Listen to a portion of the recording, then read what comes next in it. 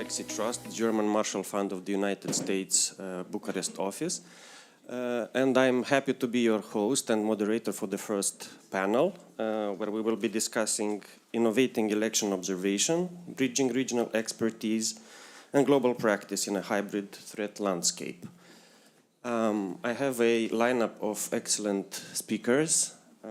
So we have Martin Ängeby, Senior Advisor, Hybrid Council of Europe.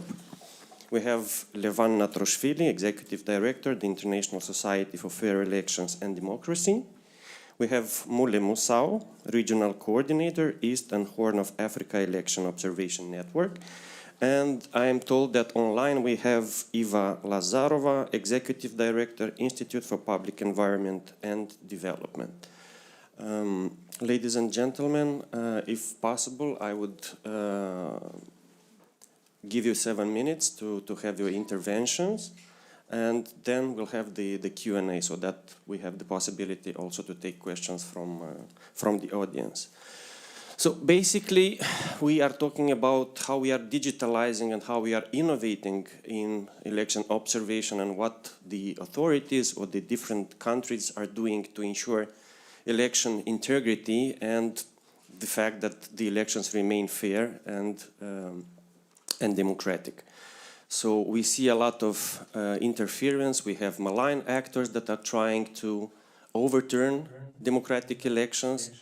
And for us, it's important to basically explore what we as civil society organizations, but also in collaboration with governments, are doing to keep democratic elections going on and to have a fair result that represents the will of the people. So we'll go into this panel first with Martin Ängeby. The floor is yours. Thank you very much. And the COE does not mean the Council of Europe in this context. I work for the European Center of Excellence for Countering Hybrid Threats. It's a new organization based in Helsinki, founded in 2017. It's a membership organization of EU and NATO countries.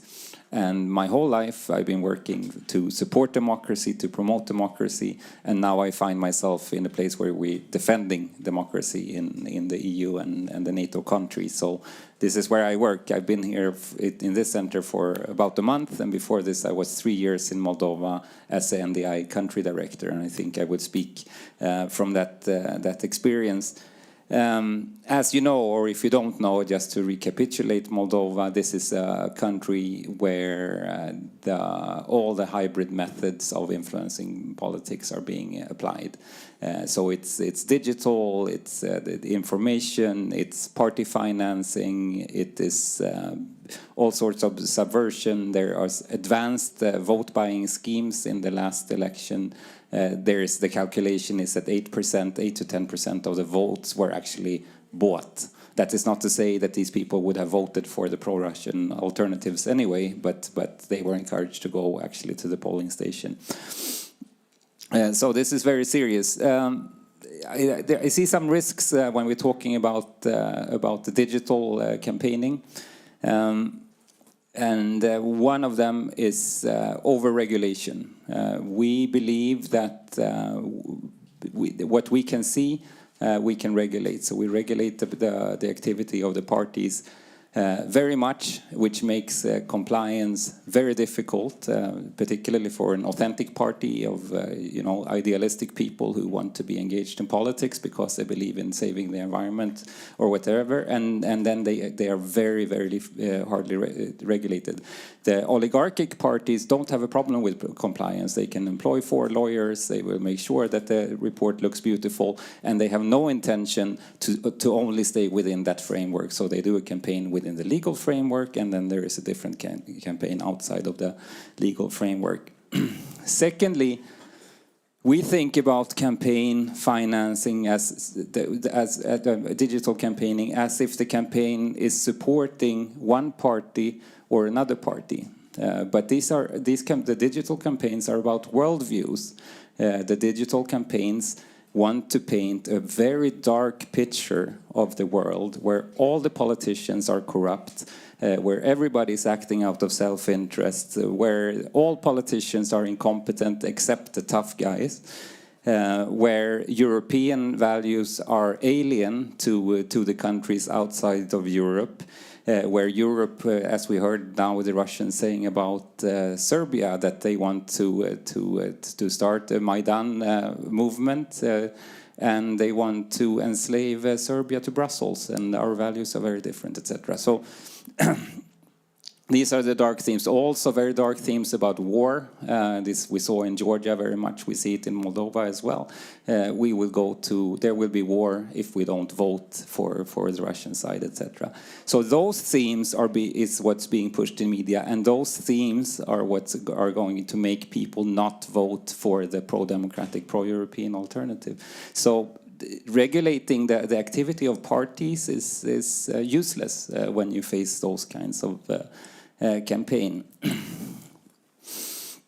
Now, when it comes to the capacity of actually monitoring the digital campaign, I think that there is a lot of effort being done. I think the countries themselves do it in different ways. I think the electoral commissions do it. In the case of Moldova, there is a Center for Strategic Communication under the parliament that monitors.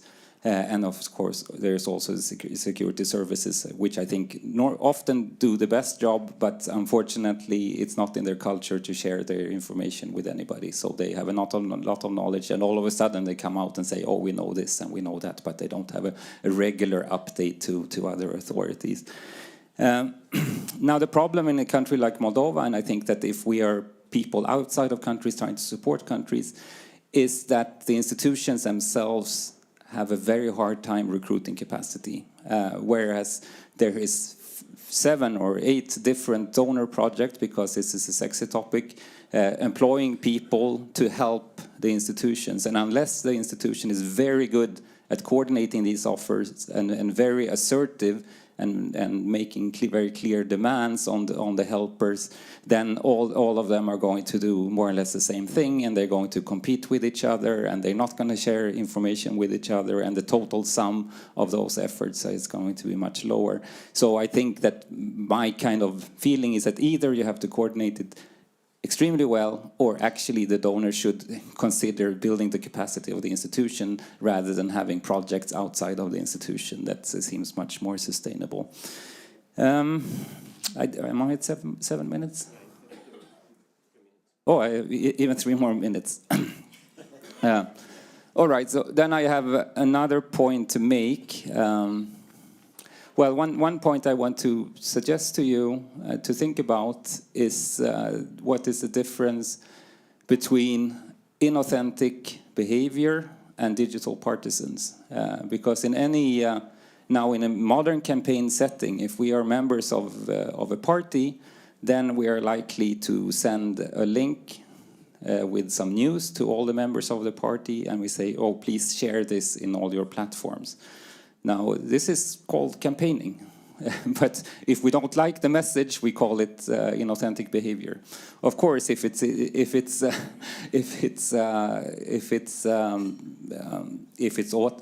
automated, if we're posing as people that don't exist, etc., then of course it is something else. But we have to understand that, well, the digital world is a different world. Yeah, we're discussing something quite important, and well, of course, we will. In these days, we're going to mention the same things several times. But a development that I saw during my time in Moldova, I was there for 3 years. We did lots of media use studies and so on. And when I started, and when we started polling, the TV was still #1 for news. And every year a TV viewer dies and a digital person comes of age, comes of voting age. And now in Moldova, the social media is #1, and TV is fading a little bit every year. And also during my time, and we were discussing Telegram yesterday, it's quite a small phenomenon in Moldova. The group that is using Telegram is very influenced by it, but it's not within the whole population. But we saw a steady increase of TikTok from quite a low level to now being number 2 in Moldova. And you know how influential and how important TikTok was in the Romanian elections. And in general, and I think this is in political campaigning and in communicating with the population, we have to realize that the real is the format that people are absorbing. So there is Reels on Facebook, Reels on YouTube, and Reels on TikTok. So we have to reinvent government communication. We have to fill up the information space with real information, with real news, at the same volume or at a higher volume than the volume of scam and bullshit that's coming out. And I think that governments are not that yet there. They think we'll make a press newsletter once a month, and that's how we communicate with the public. Now I think that we have to be much more active and fill the information space. I can see now my 7 minutes are done. I love this setting much more than what we had yesterday, because I hope that we can have a good discussion. Thank you. Thank you, Martin. That was really inspiring. And as a Moldovan national, thank you for choosing Moldova to discuss about electoral monitoring and how we are innovating. And maybe just one line. Good practices from Moldova have been exported to Romania as well, specifically in terms of digitalizing the counting of votes, because usually in Moldova we have the results in about 2-3 weeks after the polls are closed, while in Romania you had to wait almost 24 hours. So now Romania is also innovating due to Moldova. Thank you. Now we'll move to Levan Natroshvili. We know the difficult situation in Georgia, but I'll let you explain how that works. Thank you. First of all, thank you so much for inviting me and for giving me an opportunity to speak about the issues which are very relevant not only in Georgia but across the world, I guess. I just changed my speech, I guess, based on the yesterday's discussions, because a lot of issues were covered yesterday, and of course the modification is very important when you speak about these kinds of issue, which is quite popular issue right now in the world, and there are a lot of experts here. First point I wanted to raise here is that I had an impression yesterday mainly that we were discussing technologies and advancements in information technologies as inherently bad thing. And I want to convey a message that technological advancement is inherently a good thing, actually, because these advancements help various groups in the society to do their job more efficiently, and it created a lot of opportunities. Of course, it entails some risks, but we should treat technologies as inherently good developments and good things, and it's very important that it played a huge role in certain improvements in many countries. First of all, for instance, it gave some opportunities, new opportunities to those groups who were not traditional actors in politics, for instance, right? Smaller groups, smaller parties now can campaign in a much easier way. They don't need much money to organize their election campaigns, to raise some funds, also to organize some information campaigns. So that's why, of course, it significantly had a positive kind of effect on these kinds of developments, right? So we have seen a lot of movements, a lot of protests across the world organized through this technology. So that's why, of course, it created many new opportunities for political actors and also for citizen observers as well, media organizations as well. So we can use various tools developed by various companies or individuals, and it made also all this process more transparent compared to the previous kind of times, right? So that's very important to understand that technology is a good thing, and of course, as any other technology, information technology has also its risks, and of course we should address these risks. It also made possible for public institutions like election commissions and some other oversight institutions to work also more efficiently. So my colleagues mentioned here that the results can be now announced faster than usual. And this is a very good thing, actually, especially in those countries where democracies are fragile and the trust in the work of the election administration is low, and there are some doubts about the results manipulations, and it's very important to have these results on time.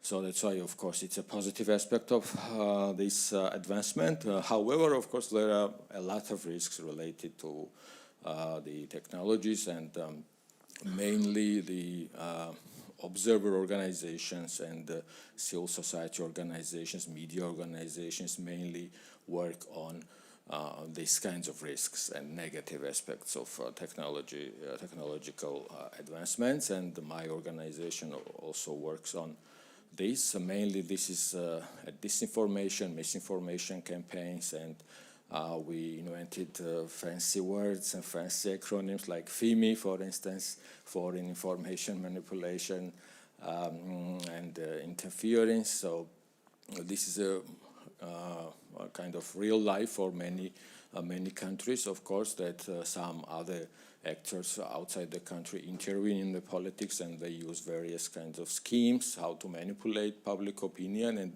they are in many cases extremely effective.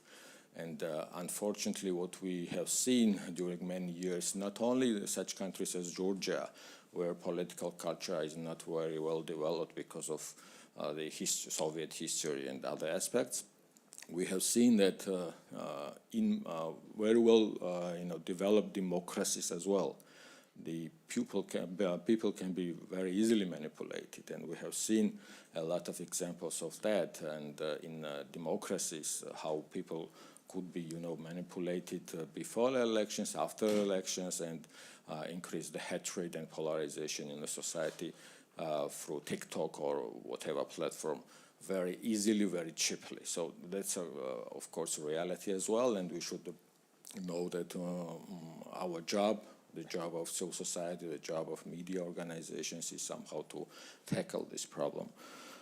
Also, one more aspect should be mentioned here, that although technological advancements somehow democratized the opportunities and democratized the means that can be used by various groups, non-traditional groups, of course, it still creates unequal environment. Of course, it needs some professionalism, some expertise to use these technologies in a highly, efficient manner, and of course, it needs some money, and this money is not, a small amount, and we know that if you want to micro-target some groups in the society through various kinds of algorithms, you should pay.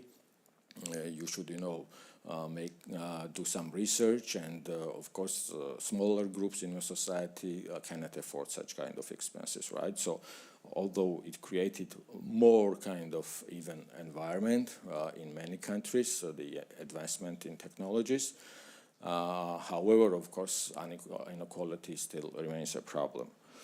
And finally, I wanted to raise a question of independent oversight institutions and the need for these kinds of institutions. So we talked a lot, especially yesterday, about regulations, a lack of regulations, and all these kinds of things. But if you look at the countries, the less democratic countries have much more regulations actually than democratic countries. So this is not a correlation between the regulations, the existence of regulations, and the efficiency and the results, of course. And that's why we should be very careful with regulations as well. It's very important to have democratic institutions in the country first, and then regulations, because with the over-regulations, not only over, but just, enough regulations can be very risky for such countries where democracies are weak, because they can be very easily abused by these public institutions against those groups which are not, for instance, affiliated with the ruling parties. So that's why the risks are very high in such kind of societies. In Georgia as well, there was time when Georgia was #1 actually in the world, according to various kinds of polls, in terms of regulating political finance, for instance. However, today we see that these instruments were used against civil society organizations. I can give you a very specific example of Georgia, when local branch, Tbilisi, Georgian branch of Transparency International, a well-known anti-corruption movement, they have been advocating for many years for creating an independent anti-corruption body in the country. And ultimately it was created back in 2022, and it was an irony that the almost first, I guess, job this anti-corruption bureau did was that they went after TI Georgia. So they basically declared TI Georgia as a political party, and that was a very viral case in Georgia a year ago, and it once again, shows that the regulations without independent institutions, without checks and balances in the country, can be a bad thing. And I don't know, maybe we can say also that if you don't have independent public institutions, if you don't have strong civic oversight in the country, I guess it's better not to regulate at all, rather than regulate and then it can be abused very harshly in the country against certain groups, especially opposition, especially independent civil society organizations and the media. However, of course, it doesn't mean that we should not regulate, we should not focus on these kinds of issues, but we should be very careful. That's a message I want to convey, of course, based on our example. And finally, I guess the final point, and I'm reaching the 7 minutes, okay, is that in many cases, you can solve a problem without regulating something in a legislation.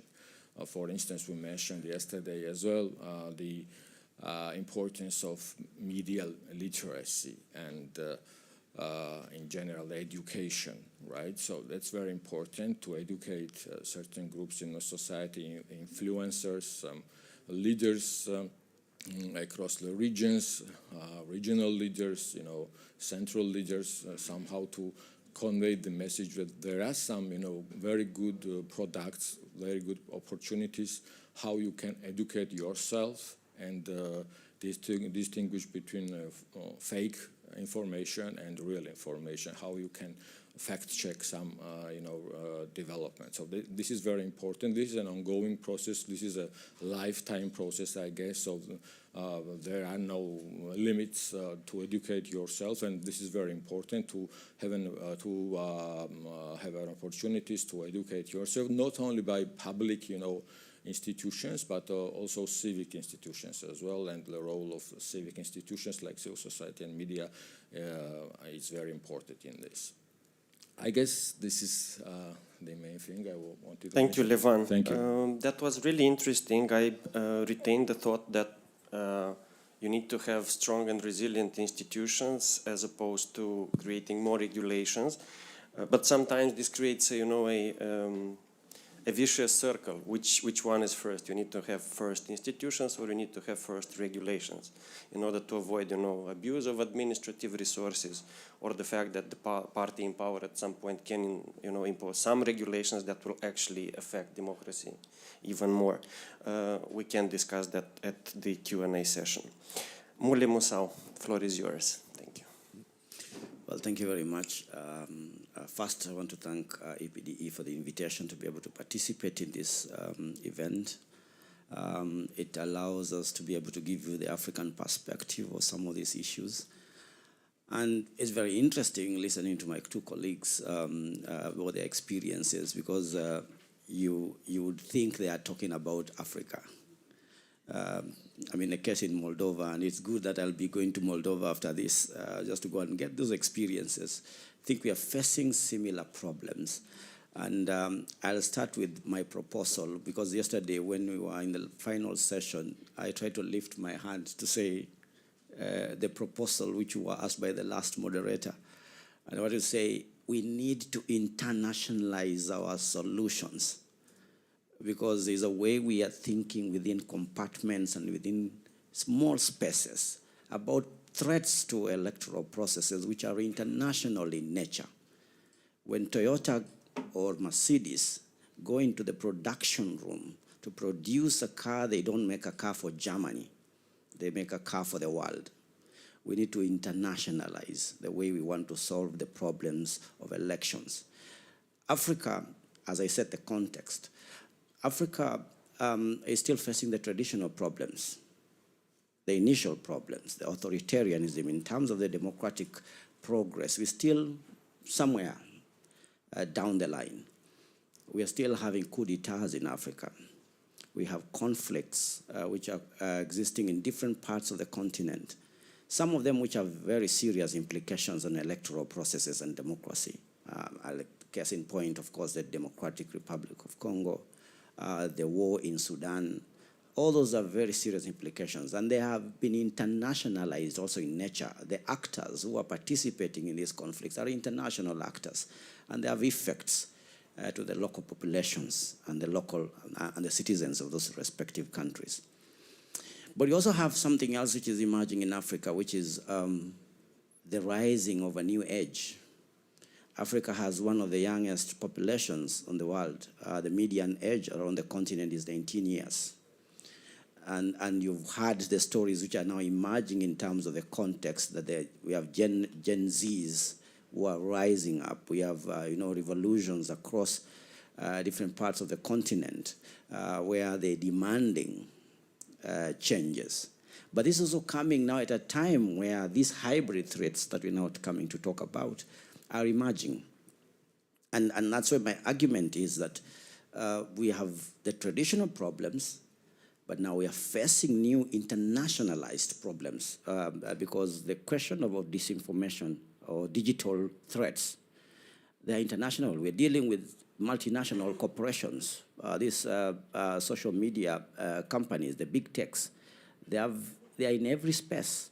And that young population in Africa is partaking in these particular spaces. So disinformation has a serious effect on how this young population is able to respond to electoral processes.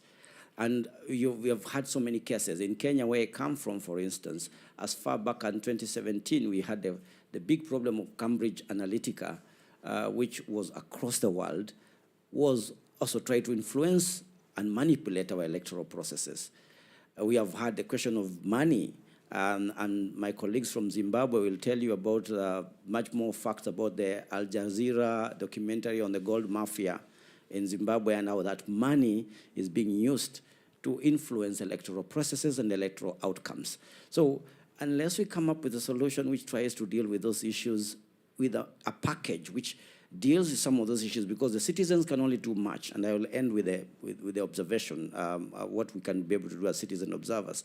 But unless we start looking at those processes and those problems with a bigger focus, with a broader perspective, then we are not going to solve these problems with the narrow lenses that I think a lot of the discussion is about. There's only so much I can do within the East African region or in the Western African region or in a particular country when we are dealing with Meta, for instance, when we are dealing with TikTok and these big corporations and how they are influencing. I've still not talked about the legal landscape. My colleague is talking about the institutional framework. We still have a lot of problems with the institutionalization of processes on the continent.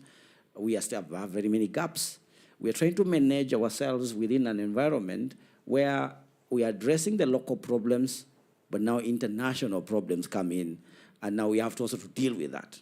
So that's why I'm saying, in my thinking and my proposal would be, we need to think about this broadly. If we are going to talk about, yesterday there was a discussion about the EU setting the gold standard as far as some of the institutional and guardrails against especially AI, technology, and everything else is concerned. That gold standard needs to be broader than just addressing the EU.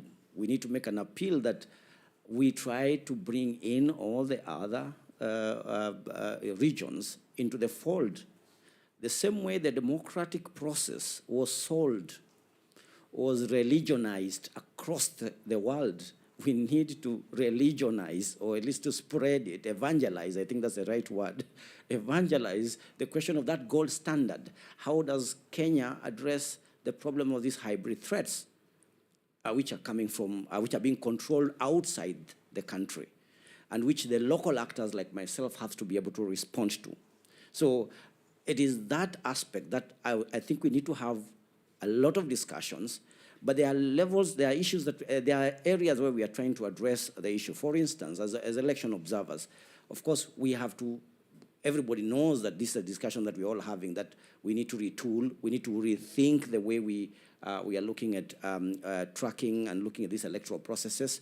A question I wanted to ask, for instance, yesterday was, as observers, we seek access to information so that we can be able to make an opinion of an electoral processes.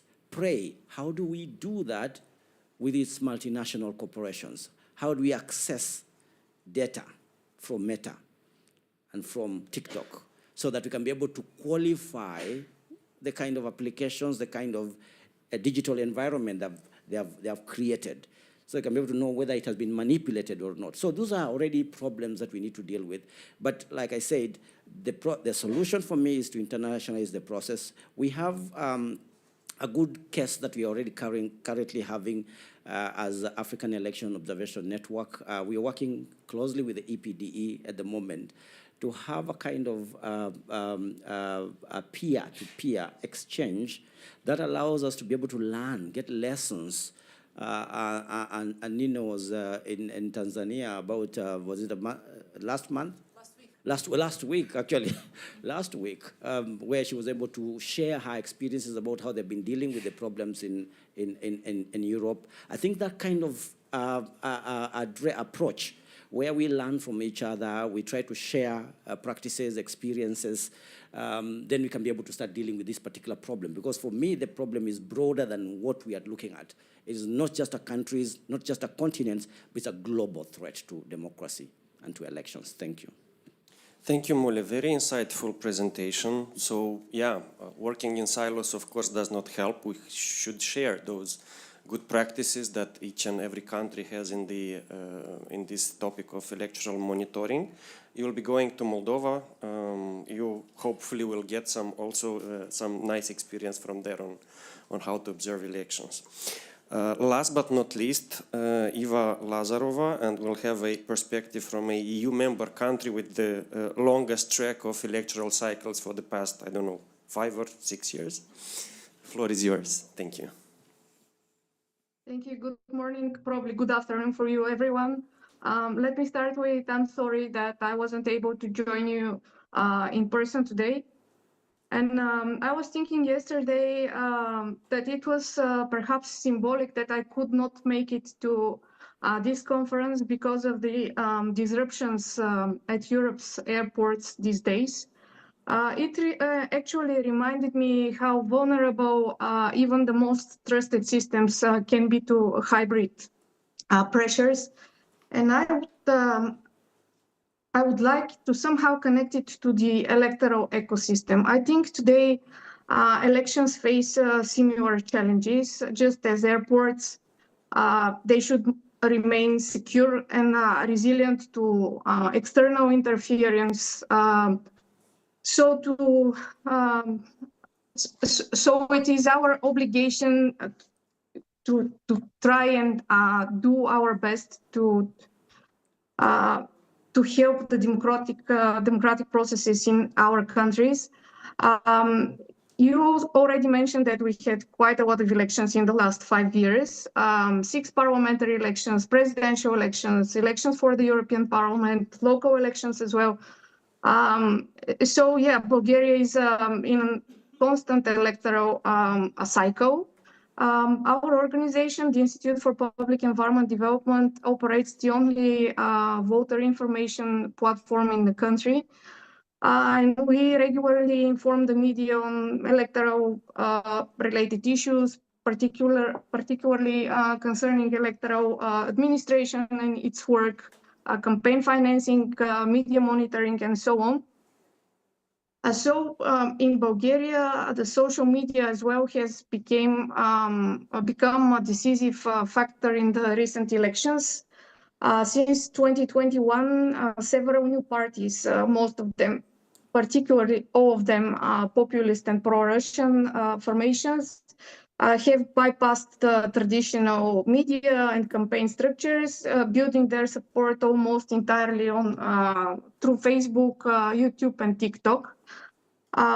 Meanwhile, as we monitor the money in campaigns, spending campaigns, our monitoring shows that almost 30% of all money are spent for online media. Unfortunately, our situation here has exposed 3 main vulnerable issues and things. First of all, the regulatory gaps. Social media are excluded from the definition of media services. Also, we have weak institutional capacity and authorities basically cannot effectively monitor online campaign financing spending, or they cannot enforce the DCA. We also, unfortunately, have societal suspectability. Let me point out, just for example, because I heard the other speakers as well, we have some of the Bulgarian citizens, unfortunately, have nostalgia for Russia, and also limited media literacy, which of course increases the vulnerability to disinformation. So I was thinking, what can civil society do to fill these gaps? We basically, like NGOs in Bulgaria, basically focus on fact-checking, on monitoring campaigns, tracking political finance. Yet these efforts cannot fully, unfortunately, replace the robust regulation and the institutional oversight. And as for technologies, emerging new tools and technologies offer opportunities to NGOs that could strengthen their electoral observation and advocacy. I also want to add some on the good sides of technologies and the way they can help NGOs.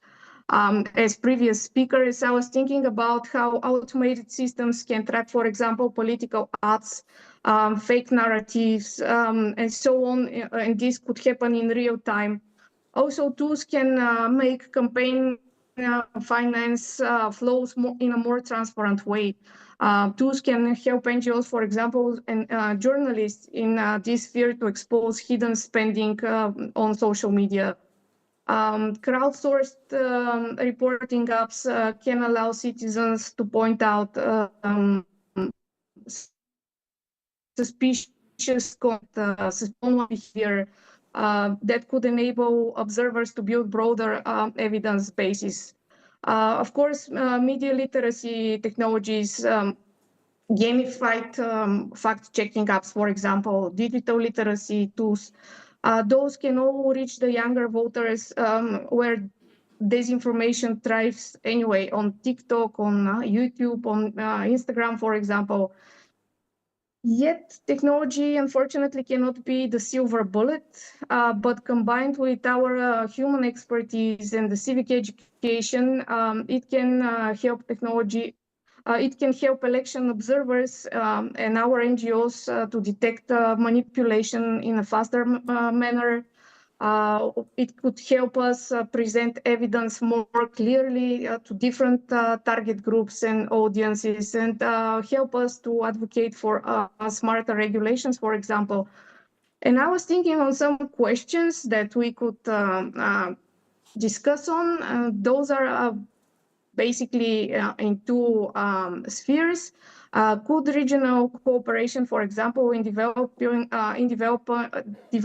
digital monitoring tools, make election observation more resilient to hybrid threats? And how can observers bridge the gap between fast-moving technologies and the slow-moving regulations in our countries? And I believe I was about talking about 7 minutes, so hopefully I did it. Thank you, Eva. Yes, you did it. And I was also having this problem that I might not get to Brussels because of the havoc that was happening during these days. I made it, but then just imagine that if such thing can happen to, I don't know, to the Electoral Commission's website, which is counting the votes, being hacked on the night of the elections, what that would trigger. But I'm opening the floor to the audience for the questions. Please introduce yourself when addressing the question, and whom would you like to address it to? Thank you. The gentleman behind, and then the gentleman in front. Hello everyone, I'm Nandor Toth from Stateless Election Technologies, and I have a question to Mr. Ängeby regarding the upcoming Moldovan elections. So, do you expect to have more issues, especially after the turmoil in the Romanian elections, or because it seems or feels less important than the elections last year, it's going to be less attacks to be expected? Let's take the second question as well. So, hello, Rasta Kužel, Memo 98. Thank you very much for very good presentations. I wanted maybe to come back to what Martin and Levan were talking in terms of this capacity building of institutions.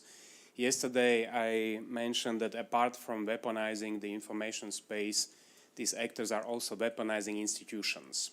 And so basically coming back to what you were saying about donors, targeting, various institutions, providing similar type of support, whether enough was done in the past. If we see that you change one person in an institution and then the institution basically is not independent any longer. So the personalized approach. And then as an alternative, because I still would challenge a little bit Levan that I think we still need the framework in place. I agree that we should not over-regulate because that creates negative precedences for the bad actors to use it against. But I still think we need that framework in place. But whether we, by investing still more into civil society, because creating these parallel sort of structures, whether this is not still something more tangible from a long-term perspective. I mean, it can go either way because we've seen projects where from institution it just went to civil society and it's doing the job.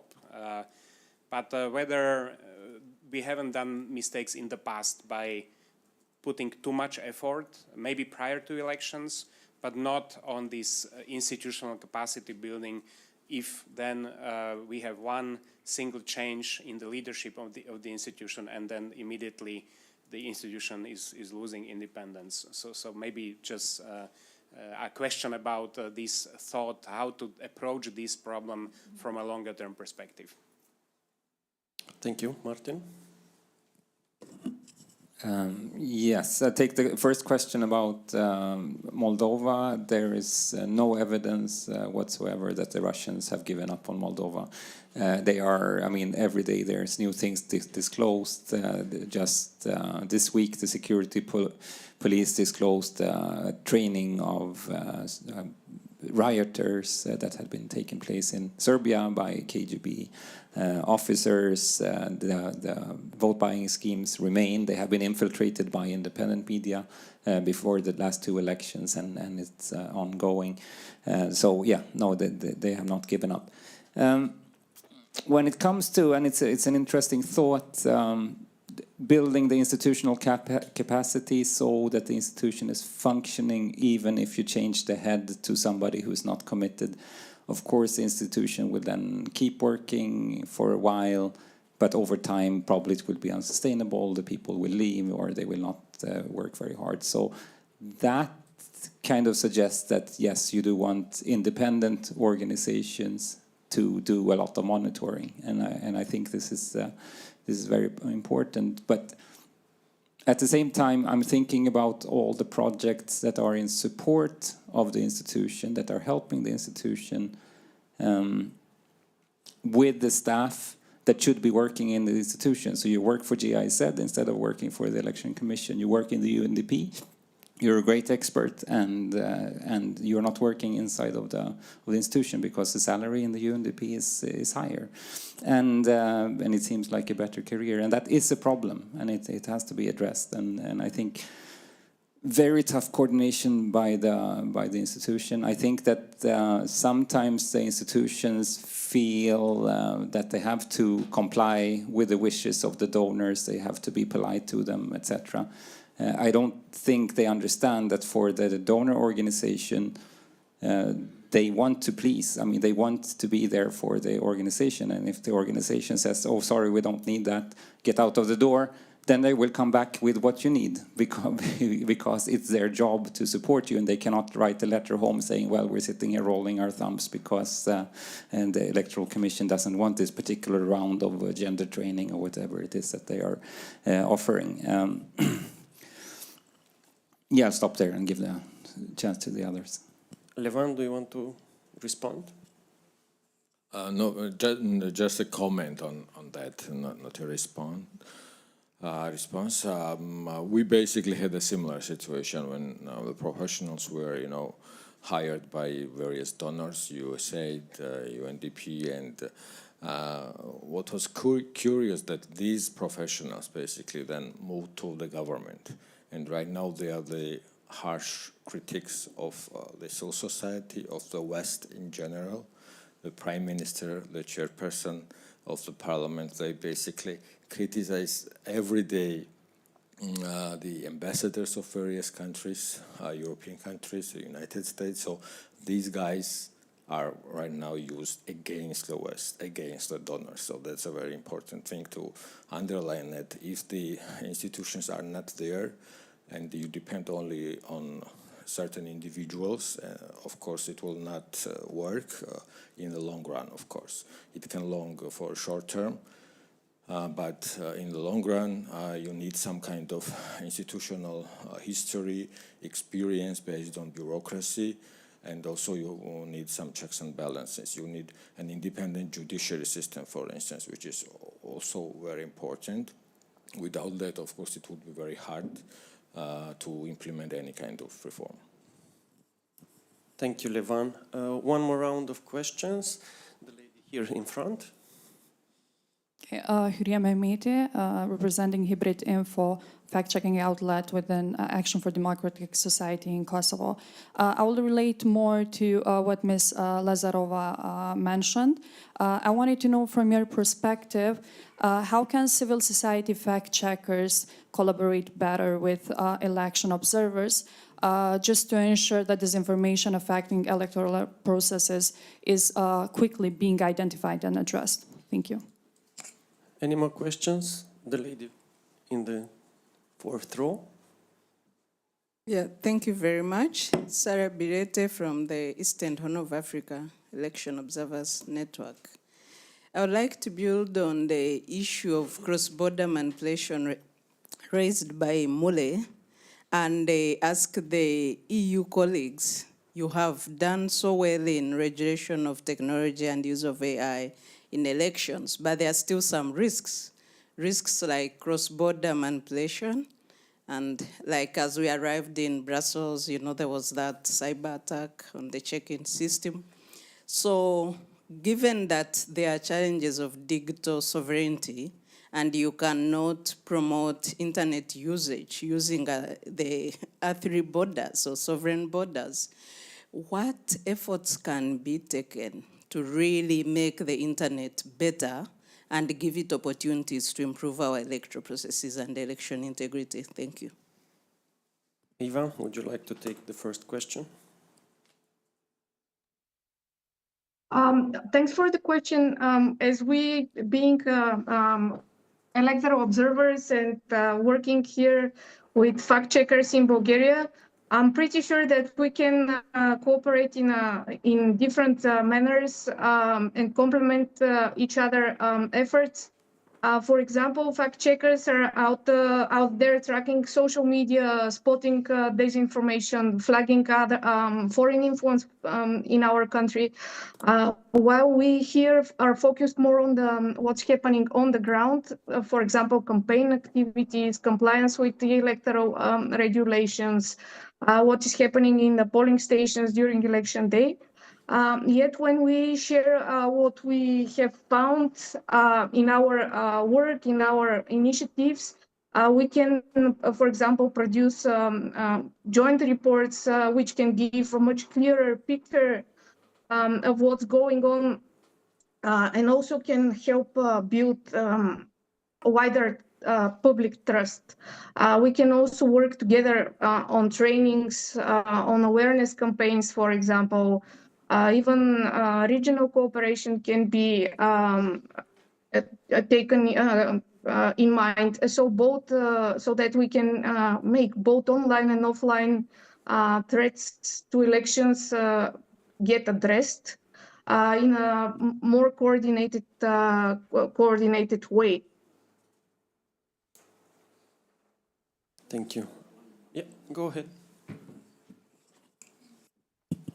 So I just wanted to add on the question of how to work with fact checkers, because one of the things that we are doing is that we also have within our media monitoring units, the one that we established within the observation framework, we are able to either have them as strategic partners to ensure that any information that is being collected from the field can be fact-checked, or make them members of the enterprise of election observation, of course with very clear TORs in terms of how they can be able to assist in terms of the development of the information and the reports that come from our findings.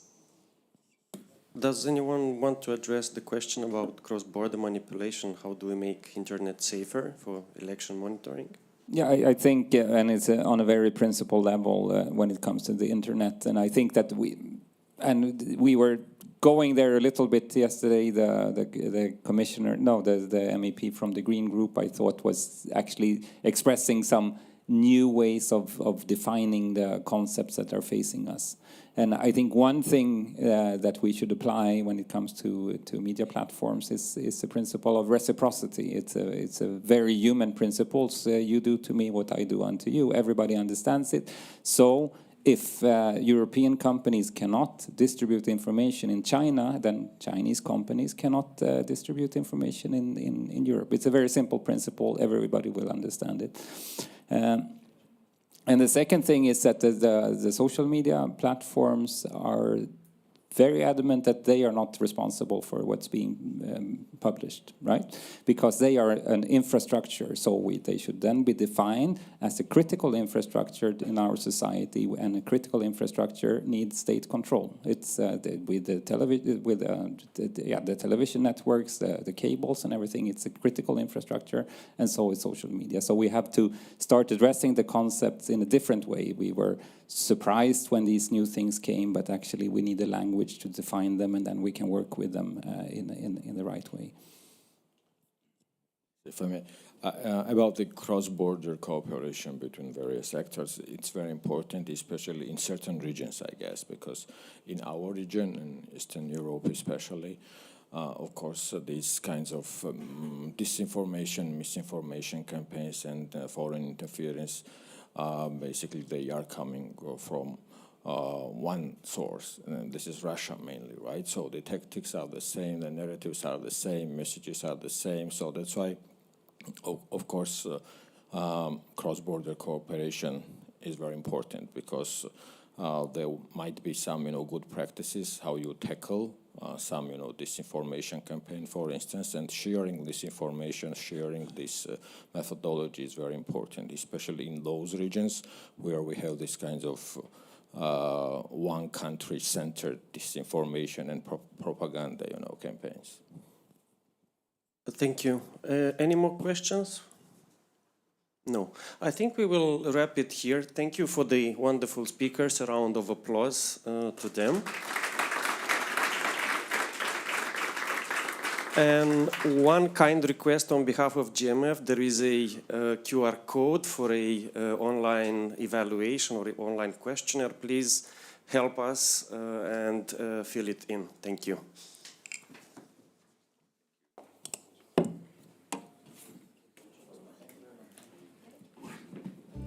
Hello, hello.